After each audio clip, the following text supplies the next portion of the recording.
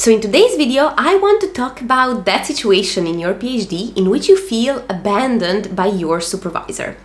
And in this coaching work that I've been doing, I've seen and I've heard so many horror stories about supervisors not caring about their PhD students, or supervisors simply not answering emails, not giving feedback for months, or just, not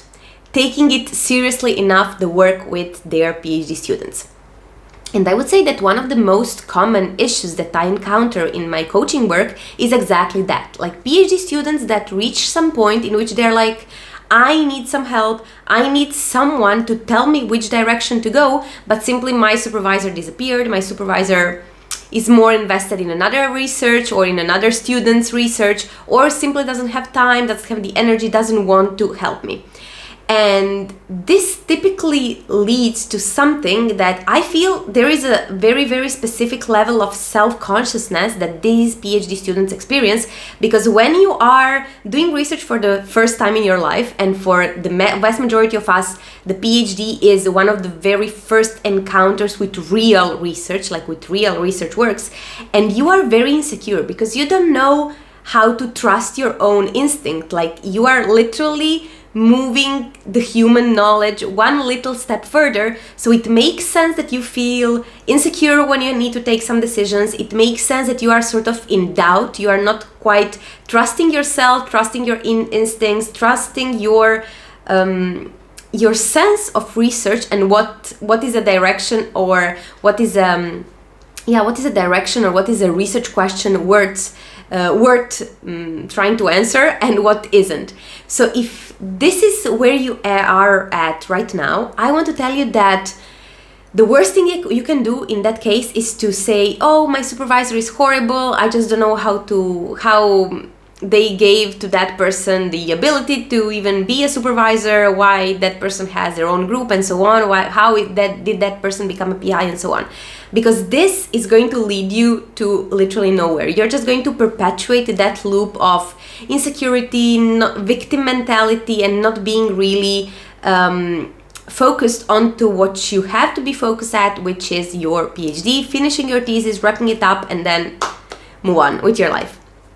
What works in those cases, and what I just want to mention one thing first, and that is the confusion and the feeling of inadequacy that happens because of that. And many of the students that I work with feel exactly this. So they are like, I don't know which direction to go, I don't know how to make my own decisions, and whether I'm going to take a wrong decision, a wrong path, or chase a wrong hypothesis, and so on. So what helps here is to really make sense of what you already have. Because chances are that if you are in some mid to late stage of your PhD, you sort of already have an eye for what might work, what might make sense, and what is already something that can be sort of wrapped up and put into your thesis. So this is something that you are already trained for. So trusting yourself and taking a look at that research and really making sense of it is really going to give you that confidence that you are searching for. Because when confidence and praise doesn't come from the outside, as it should come at some point in your PhD, because you are of course a student in training in some sense, it is very, very hard to sort of source that confidence within you. But what helps with that is exactly putting your research into something that makes sense, making sense of your research, making sense of the results that you have, taking some, like I like to call them executive decisions, saying, okay, we are not going to pursue this because I think this is going to take too long, I don't have that much time to finish my thesis, I'm going to go in that direction, and so on. And of course,